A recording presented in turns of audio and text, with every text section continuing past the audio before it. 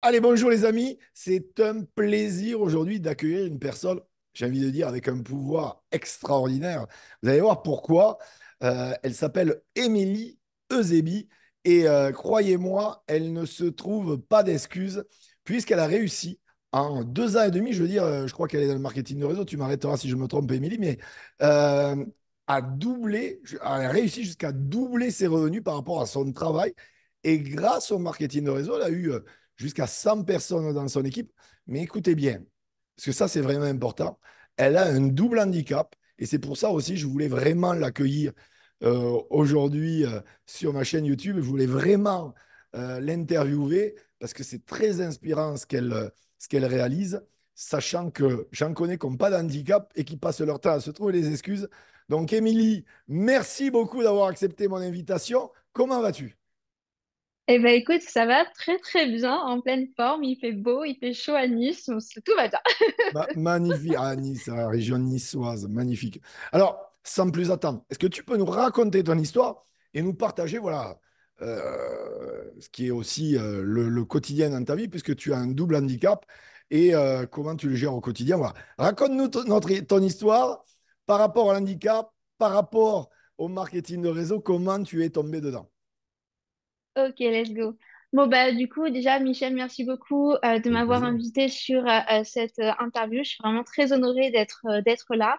Et du coup, bah, voilà, pour vous raconter un petit peu ma petite histoire, moi, je m'appelle donc Émilie, j'ai 34 ans, je suis mariée, je suis maman d'une petite fille de 6 ans. Et en fait, moi, à la base, je ne connaissais absolument pas le marketing de réseau. J'ai acheté mon Thermomix, j'ignorais que je participais à la chaîne du marketing de réseau. Et en fait, bah, moi, de base, je travaille donc dans les assurances. Ça fait des années, enfin depuis toujours que je suis dans ce métier-là. J'ai toujours été un petit peu très attachée au fait d'accompagner les personnes qui ont des problèmes. Donc là, en l'occurrence, c'est des problèmes d'assurance. Donc voilà. Et en fin de compte, bah, moi, j'étais vraiment partie sur ma petite vie tranquille. J'achète mon appart, je suis dans le salariat. Me faire à l'idée, en fait, que bah, ma vie, ça allait être de couler une retraite paisible à 65 ans. Enfin, vraiment, j'étais voilà, dans le schéma classique du métro boulot dodo. Et puis, avec mon chéri, on se disait, bah voilà, le jour où on a fini de payer l'appartement, bah, on va pouvoir voyager et tout. Et puis, bah, en février 2021, la vie m'a mis une belle claque dans la figure, puisque, bah, en fait, on m'a diagnostiqué le syndrome de Cher. En fait, le syndrome de Cher, c'est une maladie qui touche l'audition et la vision. Donc, je suis malentendante depuis bah, toujours. Et à cela, bah, s'est greffé un petit problème de vision. Pour vous expliquer de façon très rapide, globalement, les gens normaux, entre guillemets, ont un champ visuel à 180 degrés. Moi, le mien, il n'est que de 10 degrés. Donc, si vous voulez avoir une idée de comment je regarde, vous prenez deux rouleaux de PQ vides, vous les mettez sous les yeux et ça vous donne un peu une ordre d'idée de comment je vois. Donc, là, pour le coup, ça a été un véritable coup de massue.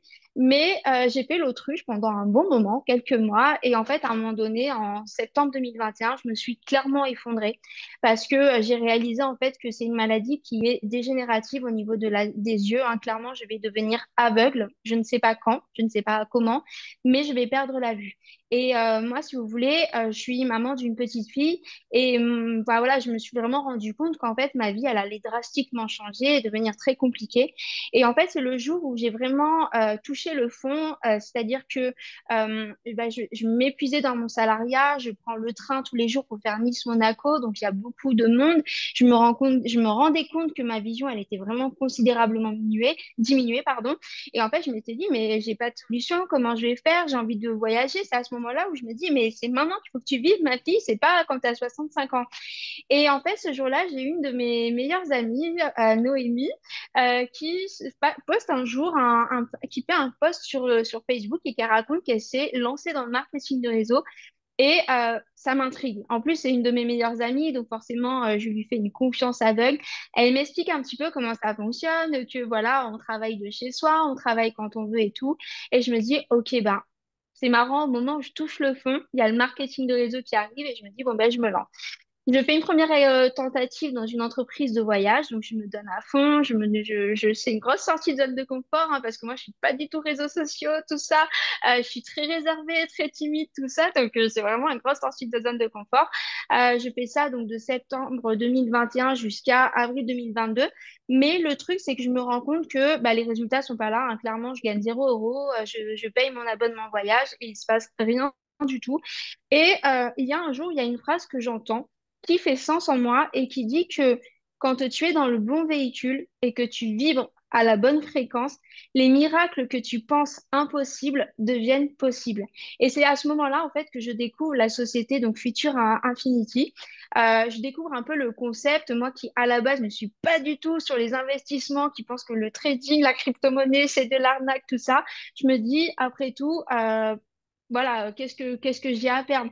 Et bon, pour le coup, j'ai vraiment hésité à m'inscrire parce que vraiment, le truc crypto-monnaie, ça me faisait vraiment très peur. Et j'ai un mari formidable qui m'a dit un jour, tant que t'as pas essayé, tu peux pas dire que c'est pas fait pour toi. Donc du coup, bah, le 29 avril 2022, je signe pour Future Infinity. Et là, j'explose les scores. Clairement, j'explose les scores. Je me donne à fond, j'ai une énergie, j'ai une patate, je me découvre un amour pour les services, pour la société, pour le plan de rémunération. Et en fait, bah, je commence à enchaîner les positions, à valider mes premières commissions, à arriver à plus de 1 000 euros de commission le deuxième mois de mon arrivée. Et puis à la fin, ben, j'arrive que je double carrément mes revenus.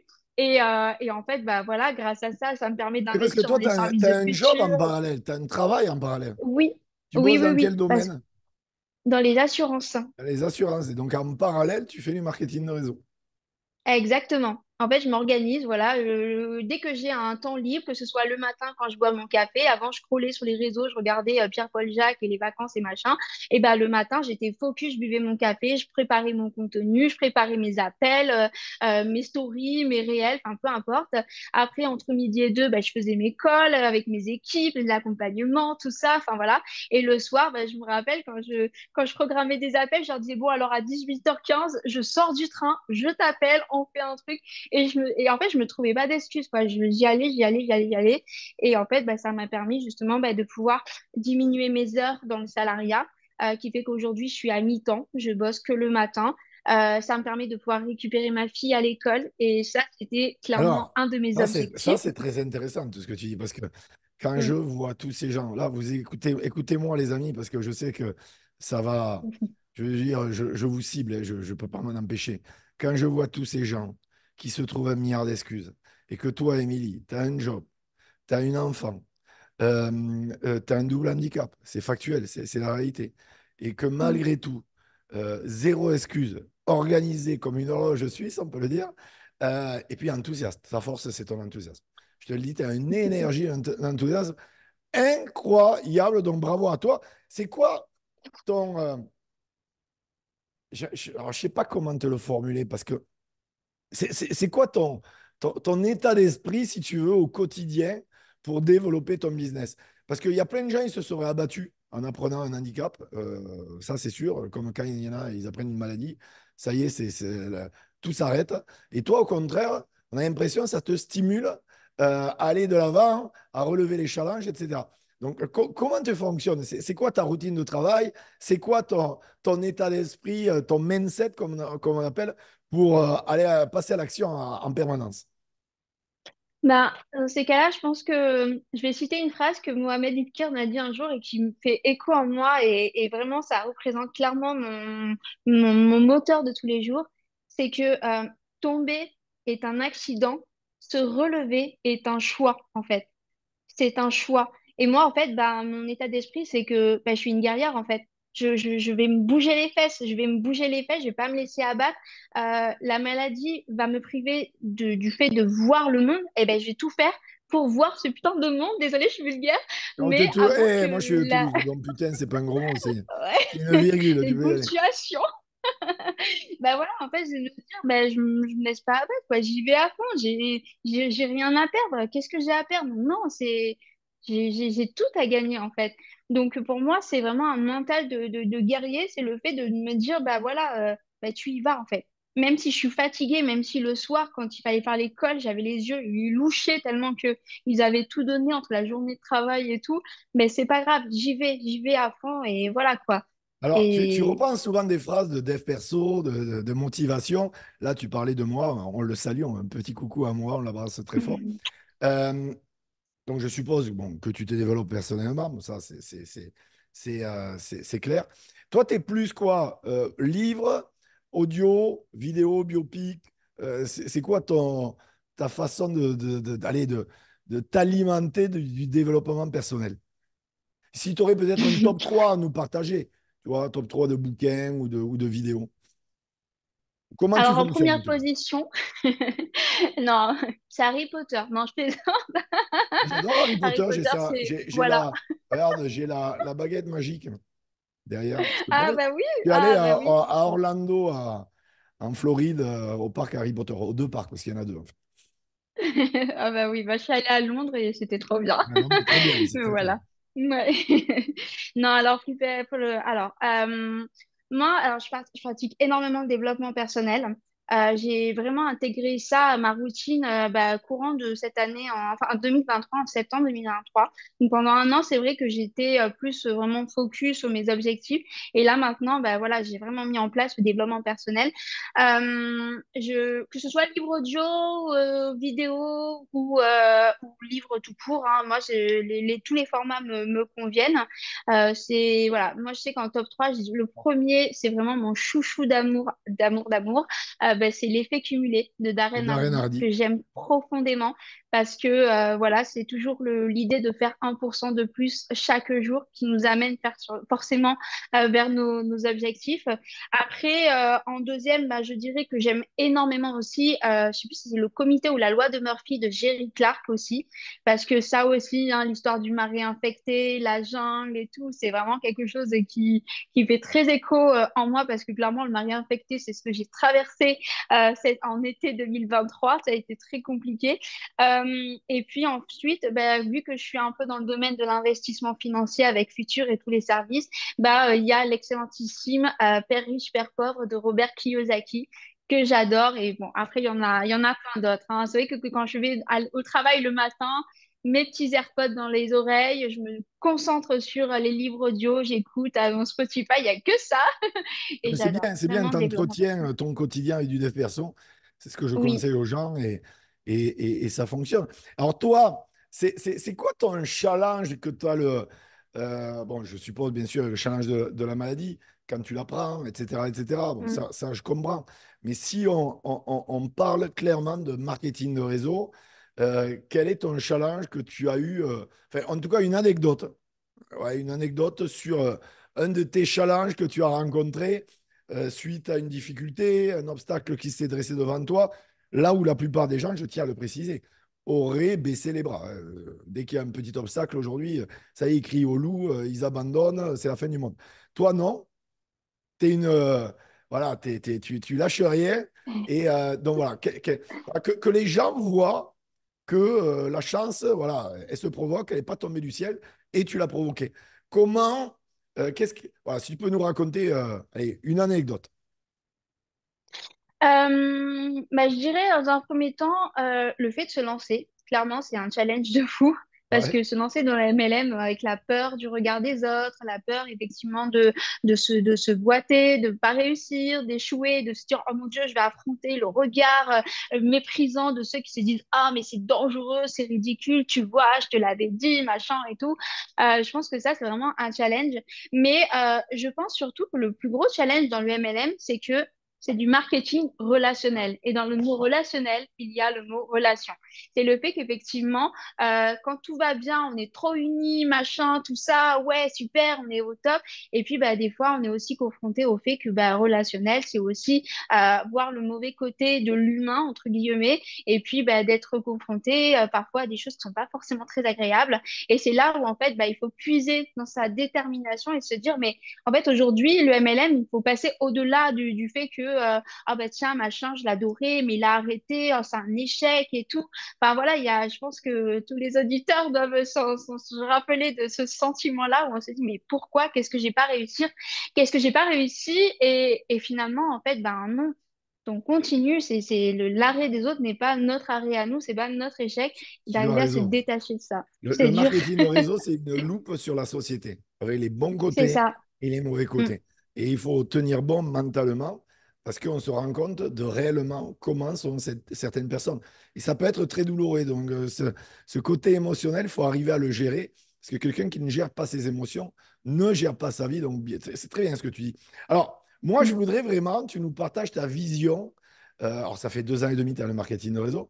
Euh, Ta vision, enfin, c'est surtout la place des femmes dans notre industrie. Voilà. En tant que femme, en tant que maman, parce que ça, je précise aussi, parce que combien je vois de femmes qui me disent: oh là là, je ne peux pas, j'ai les enfants, etc. Non, c'est pas vrai. La preuve, tu le fais. Il y en a d'autres qui le font. C'est une histoire d'organisation, c'est une histoire de priorité, c'est une histoire de motivation. Au lieu de se trouver des excuses parce qu'on a des enfants, eh bien, on trouve des solutions par amour pour ces enfants. Voilà, c'est une perspective, un point de vue de la vie totalement différent pour ceux qui réussissent. Faites-en une force et pas voilà, et pas un obstacle. Au contraire. Donc, c'est quoi pour toi la place des femmes dans notre industrie qui est le marketing de réseau?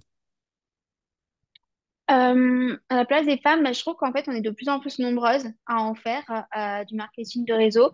Moi, je vois par exemple justement avec Future Infinity, c'est un milieu d'investissement financier. Donc forcément, investissement financier est égal, c'est les bonhommes. Et en fait, bah non, finalement, on se rend compte qu'il y a de plus en plus de femmes qui font du MLM parce que bah, justement, je pense qu'on est tous, même en tant que maman ou pas maman, hein, peu importe, mais on est tous un petit peu confrontés par le fait que bah voilà, on aimerait pouvoir être à la maison, de pouvoir faire des choses qu'on aime, de pouvoir voyager, tout ça. Et c'est vrai que bah, moi, forcément, quand je m'adresse à des mamans, je leur expose ma vision des choses. Et bon, bah, voilà, comme tu as dit très bien, il y a celles qui disent ouais, ben moi, je veux me lancer parce que j'ai la rage d'une mère qui fait que je vais tout réussir. Puis il y a celles qui vont dire ah non, j'ai pas le temps parce que tu comprends, 21h, je peux pas venir sur ton Zoom, je couche les enfants, quoi. Donc voilà. Mais je pense qu'il va y en avoir, il va y avoir de plus en plus de femmes et d'hommes en vrai, parce que j'ai envie que le MLM soit pour tout le monde. Et clairement, pour moi, le MLM, c'est l'industrie de l'avenir. C'est l'avenir, ça c'est clair et net. Parce que je vois comment ça se passe aux États-Unis. Bon, nous, en France, on est toujours en retard par rapport à eux. Donc, forcément, si les États-Unis ont dit la maison est blanche, nous, on va dire 10 ans après, la maison est blanche, effectivement. Mais ça va exploser. En plus, on est tous sur notre téléphone. Enfin, voilà. Alors, Donc c'est ça va, moi, intéressant ce pour que moi, tu c'est viens de l'avenir. dire pour les femmes. À 21h, on couche les enfants. Alors, le concept, mesdames, je vous explique, les leaders, OK, ils ont aussi des enfants. Et en fait, quand il n'y a pas monsieur pour s'occuper aussi des enfants, parce que c'est quand même important de le préciser, pour certaines, en tout cas, vous ne les avez pas fait seuls, donc ils ont aussi leur part de travail et de responsabilité. Rappelez-leur, quand même, c'est important, si vous les avez, parce qu'il y en a, bien sûr, ils ont déserté. Mais très important quand même, c'est important. Si il n'y a personne pour le gérer, ben, vous le faites à 20h45 ou 20h40, 20 minutes plus tôt, comme font les leaders. Vous voyez, ils trouvent des solutions au lieu de trouver des excuses. Et si vous avez monsieur, ben, ce jour-là, il est de corvée. Hein, on va dire entre guillemets, c'est pas de corvée, mais bon, on s'est compris. Prends ses responsabilités. Donc Oui. arrêtez de vous trouver des excuses et prenez les choses en main et trouvez des solutions. Moi, je voudrais vraiment terminer cette entrevue, Émilie, en te posant la question que je pose à la plupart des leaders que je reçois. Et c'est allez, quels sont les conseils, en tout cas, qui te paraissent les plus pertinents à partager? Les trois conseils. Je sais qu'on pourrait en donner des milliers ou des centaines, mais les trois Mm. conseils pour quelqu'un qui vient de se lancer dans le marketing de réseau ou qui se lance, dont toi, tu penses qui sont les plus pertinents à mettre en application de suite. Alors, premier conseil que je donnerais à une personne qui fait ou qui veut se lancer dans le marketing de réseau, pardon, c'est d'être déterminé. En fait, c'est hyper important d'avoir un pourquoi on se lance dans le MLM. Pour moi, si on se lance juste parce qu'on veut devenir riche ou gagner de l'oseille, en vrai, ça, c'est un objectif pourri et finalement, cette personne va abandonner. Pour moi, le MLM, il faut que ce soit encore plus profond, en fait, la raison de pourquoi on se lance, en fait. Oui, effectivement, on veut plus d'argent, c'est OK, c'est factuel, on a besoin d'argent pour vivre, mais il faut que ce soit pour quelque chose, vous voyez. Il faut vraiment que ce soit pour, moi, là, moi, quand je me suis lancée, c'était, OK, je vais devenir aveugle, je veux profiter de la vie, donc il me faut de l'argent pour pouvoir faire avoir un train de vie encore plus intense et surtout bah, de gagner du temps avec ma fille parce que bah, mine de rien, le rythme du salariat, 5 semaines de vacances pour profiter avec elle plus les week-ends, c'est pas suffisant. Donc ça, clairement, ça a été ma détermination, ça a été mon pourquoi. C'est tous les matins et tous les soirs, je me levais, je me couchais en pensant à ma fille, en pensant à ce que j'allais pouvoir réaliser. Et en fait, c'est ce qui a fait que ben voilà, j'ai une détermination même malgré tous les obstacles que j'ai pu traverser, et je pourrais en parler pendant des heures clairement, de tous les obstacles que j'ai vécu pendant 2 ans et demi de marketing de réseau, et ben pourtant je suis toujours là, je suis toujours autant déterminée, je suis toujours autant amoureuse de ma société et de ce qu'elle propose, et je sais en fait que je vais y arriver en fait, c'est pas... Il n'y a pas de plan B en fait. Le plan A, c'est la réussite, peu importe ce soit dans 5, 10, 15 ans, peu importe. Je sais que voilà, je vais réussir. Ensuite, le deuxième conseil que je donnerais, et pour moi, c'est quelque chose qui répond, enfin, qui va un peu à l'encontre de ce qu'on peut voir aussi sur les réseaux, c'est l'humilité. Pour moi, l'humilité, c'est hyper important, en fait. Comme je le dis souvent, on fait tous pipi et caca de la même manière, hein, ok, qu'on gagne 200 ou 10 000 euros, il n'y a pas à être au-delà des autres, à se penser supérieur aux autres. Et moi, je pense que ce qu'il y a d'important, c'est aussi que les gens restent eux-mêmes. C'est important de rester soi-même, de parler avec son cœur et non pas d'essayer de se calquer à d'autres ou quoi que ce soit. Et, Mais c'est intéressant ce que tu dis, parce et qu'il y en en a beaucoup, il y en a certains en marketing de réseau se croyaient même supérieurs à Elon Musk, à les écouter. de Faut qu'ils fou. se, Ah non, faut mais vraiment qu'ils se remettent en question. Il y en a certains parce que, et qui se regardent dans un miroir parce que là, tu dis un truc, l'humilité. Et je pense que ce mot, ils l'ont pas déchiffré jusqu'à présent, hein. Je pense non, non, qu'il faut non. qu'ils se remettent vraiment en question ces personnes. Et parce que, bon, c'est bon, redescendez, hein, comme dit Émilie. Nous sommes des humains. Alors, bien sûr, il y en a qui ont du succès, il y en a qui en ont un peu moins, il y en a qui n'en ont pas. Mais il y a des gens qui sont beaucoup plus humbles que vous, avec un succès démesuré. Des gens comme Elon Musk, des gens comme Bill Gates. Bon, redescendez. Je veux dire, vous ne leur arrivez pas à la cheville, hein, je vous le dis. Donc, à un moment donné, voilà, redescendez un petit peu l'ego, parce que c'est aussi cet ego qui vous fait défaut à certains pour aller de l'avant et pour mettre la barre plus haute. Et ça, je le vois très, très, très, très souvent. Je suis à l'industrie depuis 17 ans, comment j'en ai vu. Et l'égocentricité de certains, elle fait peur à la peur. Mais vraiment, mais vraiment. À un moment donné, je le dis toujours, quand il y a d'un côté dans la balance l'intelligence, l'intellect et l'ego. Quand l'ego surplombe l'intellect, c'est terminé, les gens commencent à stagner, les gens n'arrivent pas à passer, à mettre la barre plus haut, etc., etc. Il faut que toujours l'intellect prenne le dessus. Et l'intellect, ben justement, quand on a l'intellect au-dessus de l'ego, on fait preuve d'humilité, on Mm. se remet en question et on ne se prend pas pour qui on n'est pas. Je referme la parenthèse, mais je me devais de le dire. Non, mais je suis d'accord avec toi. Je suis d'accord avec toi. D'ailleurs, c'est ce que dit souvent mon mentor en trading, Imad. Il dit toujours justement que on n'est pas plus fort que le marché. En fait, le marché financier est toujours plus fort que nous. Et moi, ben moi, j'ai tendance à mettre cette phrase, bah, surtout sur la vie en elle-même. Finalement, on n'est pas plus fort que la vie. Donc, on n'est pas plus fort que le marché. On n'est pas plus fort que les autres et tout. On est tous à la même échelle. Et pour moi, c'est hyper important, en fait, bah voilà, de pas se prendre pour je ne sais quoi, parce que dans tous les cas, ça ne crée que du succès temporaire et à un moment donné, enfin voilà, ça ne tient pas.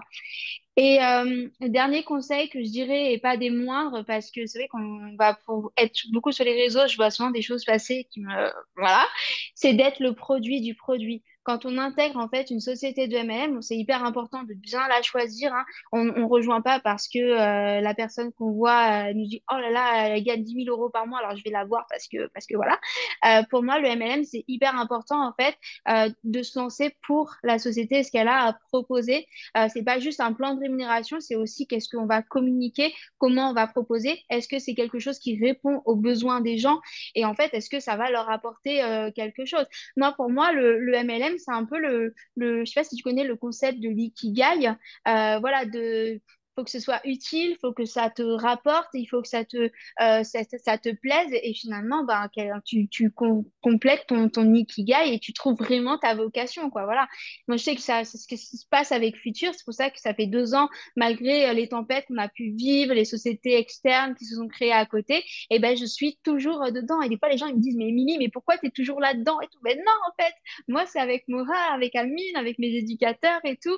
Et vraiment, c'est pour ça que c'est hyper important bah, voilà, d'être le produit du produit, de savoir vendre, de savoir expliquer.